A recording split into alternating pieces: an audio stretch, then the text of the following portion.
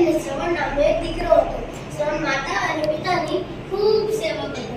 શ્રવણના માતા પિતા અંધ હતા, એટલે કે તેમની આંખો ન હતી, તો જોઈ નતા શકતા. શ્રવણ તેમની ખૂબ જ સારી રીતે સેવા ચાકરી કરતા. એક દિવસની વાત છે. માતા પિતા બેઠા હતા. તેમણે શ્રવણને બૂમ મારીને બોલાવ્યો, બેટા શ્રવણ, અહીં આવ બેટા. આવ્યો પિતાજી. કહો, શું કામ છે?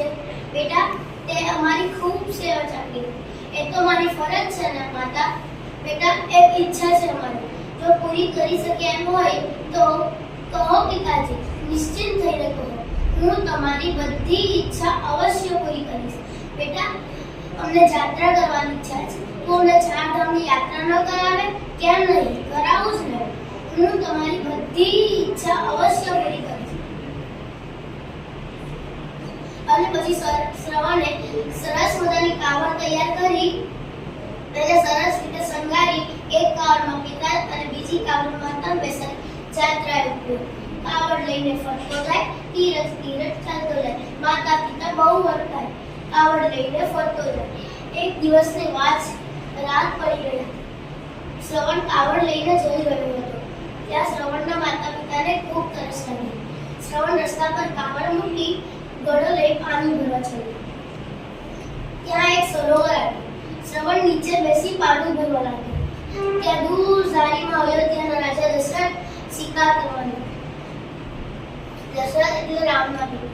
સરોવરમાંથી પાણી ભરતી વખતે બુડ બુડ બુડ અવાજ આવવા લાગ્યો. એના કારણે રાજા દશરથ એવું સમજ્યા કે ત્યાં કોઈ પ્રાણી છે. ત્યારે તરત જ તીર છોડ્યું અને એક તીર બિચારા શ્રવણને લાગ્યું. ઓ મારે! શ્રવણ બિચારાએ ચીસ પાડી. દશરથ રાજા ચમક્યા. તે કહે, અરે, આ તો કોઈ પ્રાણી નથી, આ તો કોઈ માનવીનો અવાજ છે. અને પછી દશરથ રાજા અવાજની દિશામાં દોડી ગયા. જઈને તરત જ શ્રવણને પોતાના ખોળામાં લીધો અને તેમને શ્રવણની માફી માંગી. ભાઈ, કોણ છે? મને માફ કરી દે. મારાથી મોટી ભૂલ થઈ ગઈ, પણ મને અંદાજ ન હતો. મને એમ હતું કે ત્યાં કોઈ પ્રાણી છે, માટે મારાથી તીર છૂટી ગયું. હું શ્રવણ છું. ત્યાં દૂર મારા માતા પિતા તરસ્યા બેઠા છે. આ પાણી ત્યાં લઈ જાઓ. મારા માતા પિતાને આ પાણી આપજો.